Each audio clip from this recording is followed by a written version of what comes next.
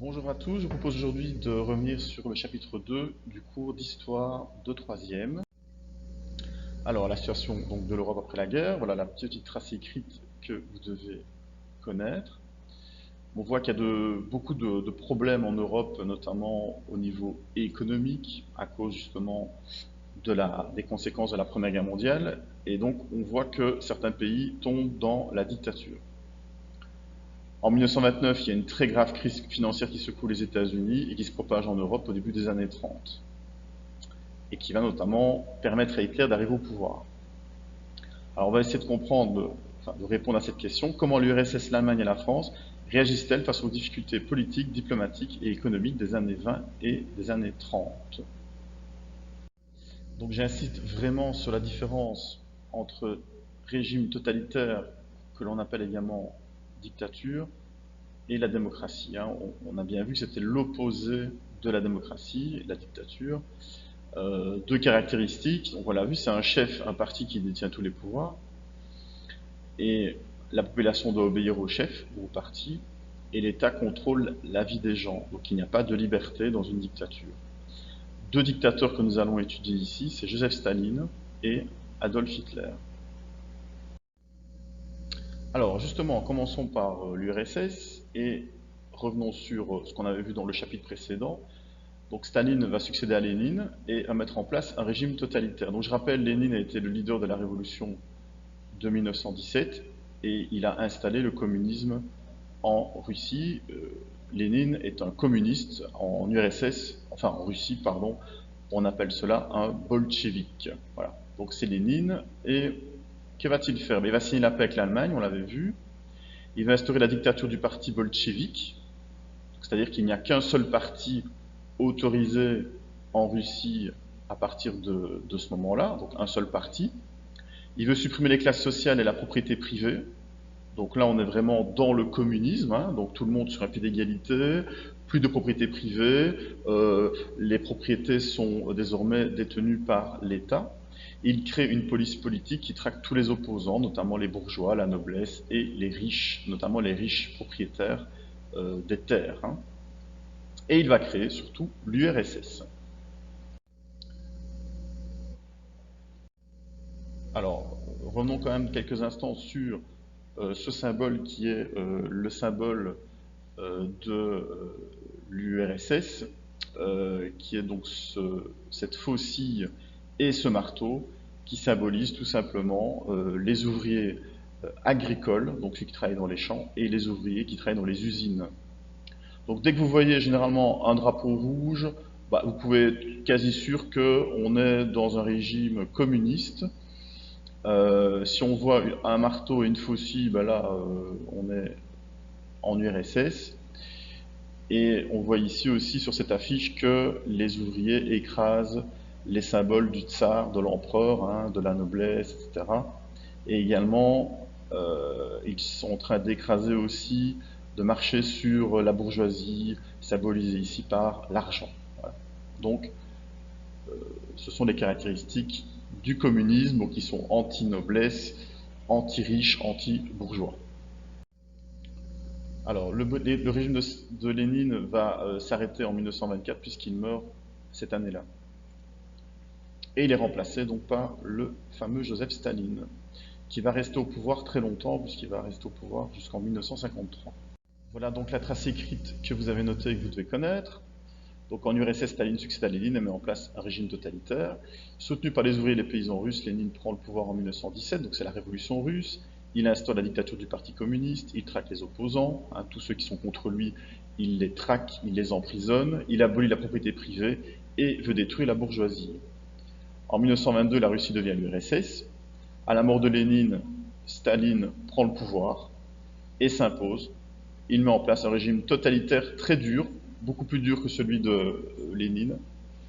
Et donc je rappelle, totalitaire, c'est l'inverse de démocratie, puisqu'on est ici dans une dictature. Les mots de lexique à connaître, qui sont sur OneNote et dans votre cahier normalement. Donc toujours le symbole du Parti communiste d'Union soviétique, qui est le seul parti autorisé en URSS. Donc on n'est pas dans une démocratie puisqu'il n'y a qu'un seul parti. Donc les gens ne votent pas puisqu'il n'y a qu'un seul parti politique.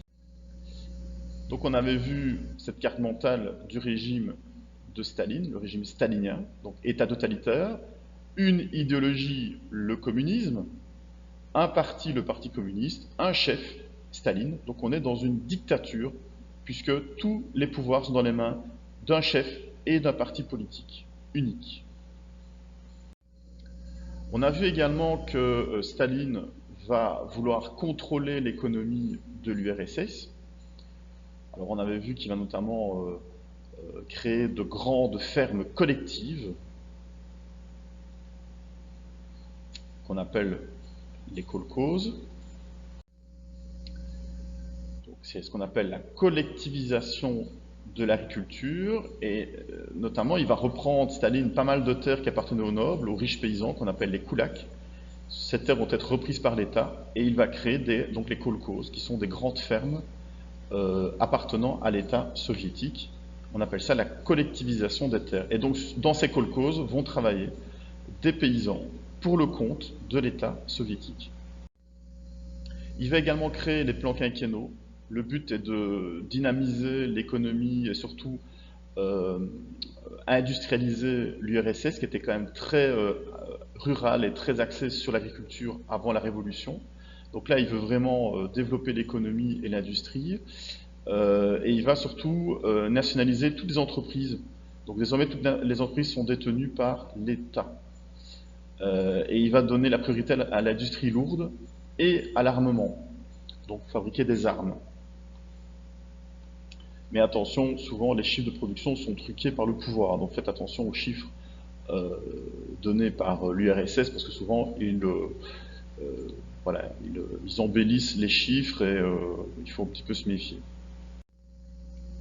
Donc on a vu donc c'est une économie qui est contrôlée, collectivisation des terres, nationalisation des entreprises et les plans quinquennaux.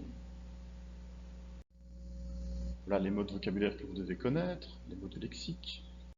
Alors, troisième axe de notre étude sur Staline, on a vu que la population du RSS, elle est très encadrée. Il y a beaucoup de propagande. Le but est de montrer à la population que Staline est un grand chef qui guide son peuple. Et donc, vous voyez, on voit ça sur cette affiche. Et donc le but, c'est de développer ce qu'on appelle le culte de la personnalité. C'est-à-dire que Staline doit être adoré comme un dieu par sa population. Remarquez toujours le drapeau rouge, toujours présent ici, qui symbolise le communisme. Donc cette propagande, elle se manifeste notamment dans des défilés, où les jeunes enfants sont obligés de défiler avec des portraits de Staline. On voit ça ici. Il y a notamment toutes ces affiches de propagande. Toujours le but est de montrer que Staline est le meilleur pour sa population, qu'il se dévoue pour son peuple, qu'il est le chef qu'il faut à l'URSS. Staline va aussi faire pas mal de propagande, notamment en effaçant des personnages qui lui déplaisaient sur les photos officielles, notamment ici Trotsky. Il va être effacé, parce que Trotsky est un ennemi de Staline, un rival de Staline. Donc ça arrivait assez souvent.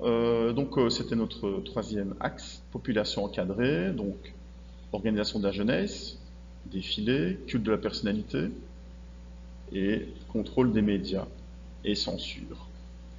Oui, j'ai oublié de préciser, mais Staline contrôle aussi tous les médias, les journaux, la radio, les affiches, tout ça est contrôlé par le régime soviétique et par Staline.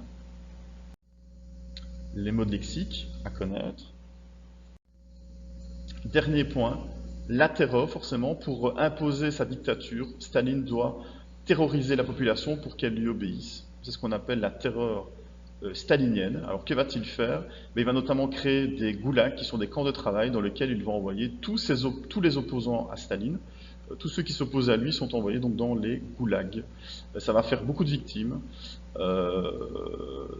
des centaines de milliers de victimes dans ces camps. Que font les gens là-bas? Ils font des travaux forcés. Ils travaillent, ils construisent des routes, des canaux, etc. pour le compte de Staline. Que va-t-il faire également? Il va aussi juger ses opposants dans des procès truqués, c'est-à-dire que les gens sont, en arrivant au procès, ils savent qu'ils seront directement condamnés avant même le procès. Et ces gens-là seront condamnés souvent à mort ou envoyés dans les goulags. Donc vous voyez, ils ne rigolent pas avec les opposants, ils sont directement éliminés ou envoyés dans des goulags. Donc c'était notre dernier point ici, une terreur de masse. Donc il envoie les opposants dans les goulags, et il y a ce qu'on appelle la grande terreur, donc ce sont tous ces procès organisés en 1937 et 1938 pour juger les opposants à Staline. Et puis il va également créer une police politique qui va traquer tous ses opposants, qui va surveiller la population, et dès que quelqu'un est suspecté d'être hostile à Staline, eh bien il a des ennuis avec la police politique, et donc soit jugé, soit envoyé dans un goulag. Voilà la définition à connaître du goulag. Voilà, deuxième partie de cette vidéo consacrée au totalitarisme. Donc nous avons vu précédemment l'URSS de Staline. Nous allons maintenant aborder un deuxième régime totalitaire qui n'est pas un régime totalitaire communiste. Hein. Attention, ce n'est pas du communisme Hitler, c'est du nazisme. Et le nazisme, c'est un totalitarisme d'extrême droite. Donc on va voir que c'est un régime qui est raciste, antisémite. Et donc nous allons revoir ceci dans cette petite vidéo. Donc Hitler, que vous connaissez tous, qui est né en 1889 et mort en 1945, il se suicidera à la fin de la Deuxième Guerre mondiale. Il est autrichien d'origine et il va gravir progressivement les échelons du pouvoir en Allemagne. Alors il sera aidé, Hitler, pour arriver au pouvoir par le contexte économique qui est défavorable en Allemagne après la Première Guerre mondiale. Je rappelle, le pays est en crise économique du fait qu'il doit payer, l'Allemagne doit payer des réparations de guerre suite au traité de Versailles au pays qu'elle a attaqué. Et donc cette affiche montre bien, vous voyez, les personnages sont très tristes, moroses, déprimés, ils ont l'air fatigués. Et le slogan de l'affiche dit « Notre dernier espoir, Hitler ». Donc Hitler va incarner pour les Allemands un espoir, l'espoir d'une vie meilleure, l'espoir d'un renouveau de l'Allemagne.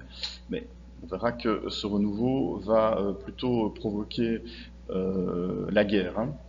Alors, deuxième document que je voulais vous remontrer, à nouveau, l'ascension donc du parti nazi aux élections en Allemagne. Donc Hitler va créer le parti nazi dans les années 20.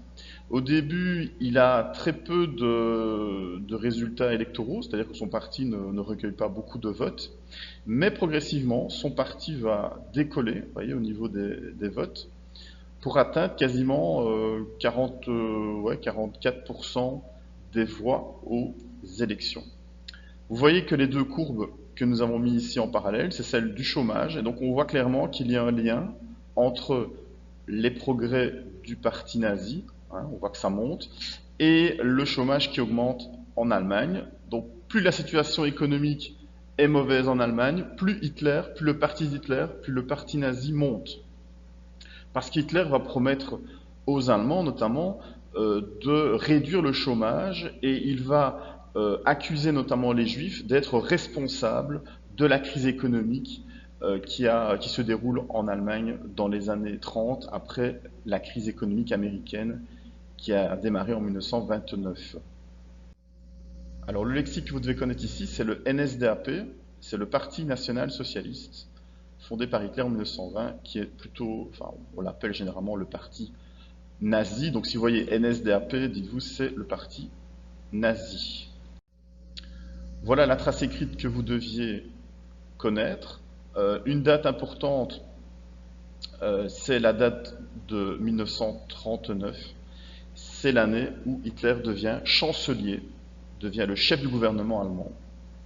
Et à la mort du président allemand Hindenburg en 1934, donc l'année suivante, il est seul au pouvoir à ce moment-là. Il détient l'ensemble des pouvoirs. On va en reparler tout à l'heure. Alors, quelques caractéristiques du pouvoir d'Hitler. Donc, comme pour le stalinisme, on a un pouvoir politique qui est confisqué par un seul parti et un seul chef. Le seul parti autorisé en Allemagne, c'est le parti nazi. Hitler va directement, en arrivant au pouvoir, interdire tous les partis politiques en Allemagne. Également, le Parti communiste allemand sera interdit par lui, puisque Hitler est anticommuniste, hein. Il faut vraiment que vous le compreniez, il est anticommuniste.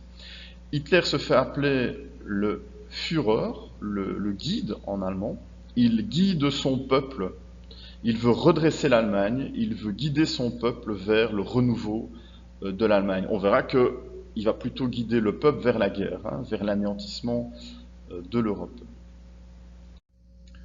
Alors, vous voyez ces photos en couleur assez impressionnantes d'Hitler ici à la tribune, hein, l'homme seul face à son peuple. On voit d'ailleurs ici, petite parenthèse, Himmler, qui est le chef de la SS. La SS dont on reparlera dans le chapitre sur la Seconde Guerre mondiale. Le seul parti, donc c'est le parti nazi. Retenez bien également le symbole du nazisme qui est la croix gammée, avec ses couleurs blanches, rouges et cette croix gammée. Alors, une idéologie, le nazisme. Cette idéologie, elle est inscrite dans un livre qu'on peut qualifier de Bible du nazisme, qui s'appelle Mein Kampf. Ça veut dire en allemand « Mon combat ». C'est un livre écrit par Adolf Hitler dans les années 20 et qui contient toutes ces idées, notamment ces idées antisémites, c'est-à-dire contre les juifs. Il est obligatoire de le lire en Allemagne. Tout le monde doit avoir ce livre chez lui. Et les enfants doivent le lire. C'est obligatoire. Hitler va faire beaucoup de propagande, forcément. Le but, c'est de montrer aux Allemands que l'Allemagne est redevenue un État puissant, fort, fort militairement également. Donc il va contrôler beaucoup de choses en Allemagne. Il va contrôler les journaux, le cinéma. Il va organiser des défilés impressionnants, hein. Vous avez ici des défilés du parti nazi. Il va y avoir aussi un contrôle de la radio, un contrôle du cinéma, hein. Tous les films sont censurés. Il y a des films qui sont réalisés par les nazis pour diffuser les idées des nazis auprès de la population. Il y a un culte de la personnalité autour de Hitler. Hitler est glorifié comme si c'était un dieu. Il doit être considéré par les Allemands comme un dieu. Pour Staline, vous avez une jeunesse qui est embrigadée, c'est-à-dire qui est encadrée par le parti nazi et par Hitler. Donc Hitler contrôle la jeunesse, notamment via un mouvement de jeunesse qui s'appelle la jeunesse hitlérienne. Le but de cette jeunesse hitlérienne, c'est un peu comme des scouts, si vous voulez, c'est apprendre à l'enfant très tôt à se battre, à adorer le chef. Donc on lui inculque, on lui apprend le culte d'Hitler, hein. On glorifie Hitler devant l'enfant, qui doit notamment ici, vous voyez, faire le salut nazi. Et finalement, ces enfants, on va leur apprendre également à se battre, à aimer la violence, et on va leur apprendre tout simplement la guerre, hein. Donc le but, c'est de les préparer à se battre plus tard pour Hitler. Et ces enfants, quand ils seront adultes, ils seront engagés dans l'armée allemande pendant la Seconde Guerre mondiale. Alors, Hitler va également censurer pas mal de choses en Allemagne. Toutes les idées qui étaient contraires au nazisme, ces idées sont interdites, elles sont censurées, et notamment via les autodafé, c'est un mot de lexique que vous devez connaître. Les nazis brûlent les livres contraires à leurs idées. On voit ici les Allemands qui sont obligés de jeter dans le feu, donc ça c'est un feu, tous les livres interdits par les nazis, notamment les livres écrits par les communistes et les livres écrits par des auteurs juifs. Une économie contrôlée par l'État, donc là aussi l'État contrôle l'économie, avec un avantage, si on peut dire, c'est qu'il y a une baisse du chômage. C'est vrai que le chômage diminue, on le voit ici en Allemagne, mais par contre, Hitler va préparer la guerre, donc il va transformer l'économie de l'Allemagne en une économie de guerre. Ça veut dire qu'on va plus fabriquer les produits, je veux dire, traditionnels dans les usines, on va fabriquer des armes. Donc oui, il y a moins de chômeurs, mais au final, cette économie va préparer la guerre. Donc c'est quand même pas, au final, très très très positif. Et regardez, l'armement en Allemagne, il passe de 24% du budget à 74%. Donc ça veut dire que le budget de l'Allemagne, à la fin des années 30, il est consacré quasi entièrement aux dépenses militaires. Donc vraiment, Hitler a l'objectif, c'est que son pays se lance dans la guerre à la fin des années 30, au début des années 40. Il veut conquérir l'Europe. Donc il prépare la guerre, économie de guerre. Son rêve, c'est d'annexer les pays autour de lui. Il veut créer une grande Allemagne. Son rêve, c'est d'étendre l'Allemagne à l'ouest de l'Europe, notamment sur la France, mais aussi à l'est, notamment sur l'URSS, et surtout détruire tous les juifs se trouvant sur ces territoires. Il a déjà l'ambition d'anéantir les juifs d'Europe de l'Est. Donc Hitler a vraiment un rêve de grande Allemagne. On parle aussi d'extension du territoire vital. Le territoire vital, c'est le territoire nécessaire aux Allemands pour vivre, et donc ça correspond au territoire de l'Allemagne qu'il veut donc agrandir. Hitler met en place une terreur de masse, forcément, comme Staline. Il faut contrôler la population, il faut faire peur. Il va créer notamment une police politique, la Gestapo, qui va traquer tous les opposants à Hitler, donc tous les opposants politiques, mais aussi, et ça c'est un petit peu différent de Staline, les juifs qui sont traqués par la Gestapo et envoyés très tôt dans des camps de concentration. Les opposants politiques également sont envoyés dans les camps de concentration. Alors, dernier aspect connu également, c'est un régime politique qui est raciste, qui estime qu'il y a une race supérieure aux autres, c'est la race des Aryens, la race aryenne, c'est la race des Allemands, ce sont des blonds aux yeux bleus, et puis vous avez les races en dessous qui sont les races inférieures, et la race qui est selon Hitler la plus basse, la plus inférieure, c'est la race juive. Et donc lui, il considère vraiment les juifs comme vraiment le... D'ailleurs, il ne les considère pas vraiment comme des hommes, il dit que ce sont des sous-hommes. Ils sont en dessous des êtres humains, et donc, selon Hitler, on a le droit de les exterminer. Donc ça, cette politique anti-juive, c'est de l'antisémitisme, c'est du racisme envers les juifs. Donc voilà pour Hitler.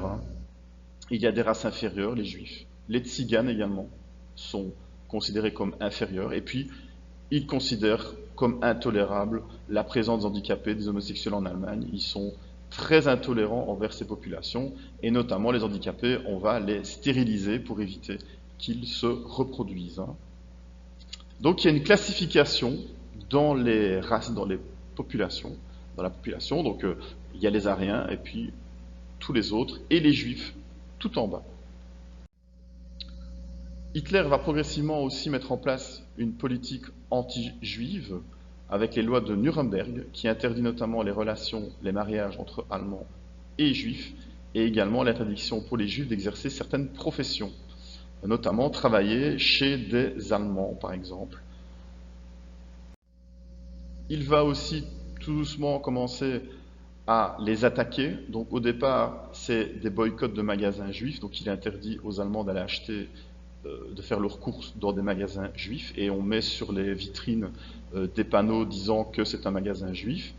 Et puis progressivement, on va aller de plus en plus vers de la violence, notamment ici en 1938, la nuit de cristal. Il va demander aux nazis, à ces hommes, de détruire les magasins juifs, de casser les vitrines, mais également de brûler les lieux de culte juifs, notamment ici les synagogues. Donc c'est là où se rassemblent les juifs pour le culte.